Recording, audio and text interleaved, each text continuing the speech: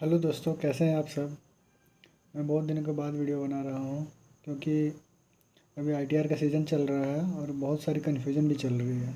तो मैं आप लोग को यही बताना चाहता हूँ कि आईटीआर का जो ड्यू डेट का जो कन्फ्यूजन चल रहा है उसको मैं कोशिश करूँगा क्लियर करने का। ओके, तो पहला हम लोग देखते हैं आईटीआर 1 और 2।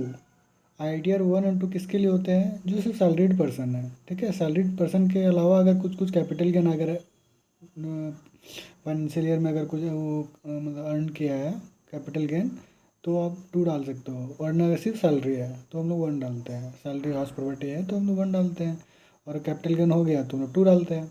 लेकिन आईटीआर 1 और 2 का ड्यू डेट जो था वो 31 जुलाई था, 31 जुलाई 2026। एंड आईटीआर 3 और 4 जो कि हम लोग 3 तो भाई सब कुछ लेता है, सारे बिजनेस। जैसे हम लोग सैलरी हो गया, हाउस प्रॉपर्टी हो गया, बिजनेस का इनकम अगर है, कैपिटल गेन अगर है, अदर सोर्सेस है, मतलब ऑल ओवर जितना भी इनकम आप अर्न करते हो वो हम लोग 3 डालते हैं। ठीक है, और 4 में जो प्रिजम्पटिव इनकम जिसको हम लोग डालते हैं, जो बिजनेस करता है वो अगर ऑडिट नहीं कराना चाहते हैं तो हम लोग फिर आईटीआर 4 डालते हैं। तो आईटीआर 3 और 4 का जो ड्यू डेट था वो 31 अगस्त था।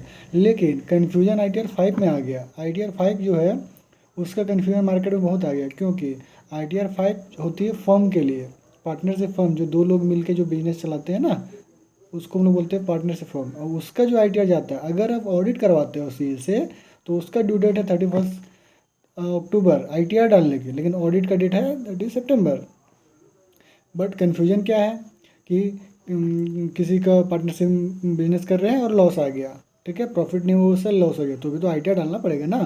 तो आईटीआर डालने के लिए उसका जो ड्यू डेट था वो 31 जुलाई था, नॉट अगस्त, नॉट अक्टूबर, 31 जुलाई था। जो कि बहुत सारे लोग मिस कर दिए डेट को। और अब जब 1 अगस्त आई, तो 1 अगस्त के बाद अगर आप डालोगे ना रिटर्न, तो उसमें लेट फीस आने लगा है, और अगर आपको लॉस हुआ है तो कैरी फॉरवर्ड भी नहीं होगा। तो ये बहुत सारे लोग मिस कर दिए हैं।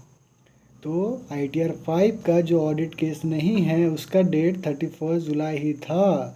लेकिन अगर आप ऑडिट करवाते हो तो 31 अक्टूबर जो नॉर्मल डेट चलती है।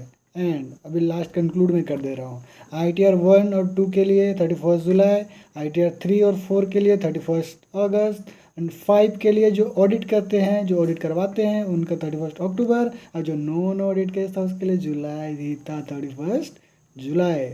तो अब तो 31 जुलाई क्रॉस कर गया है, तो ऑब्वियस सी बात है कि लेट फीस लगने वही वाली है।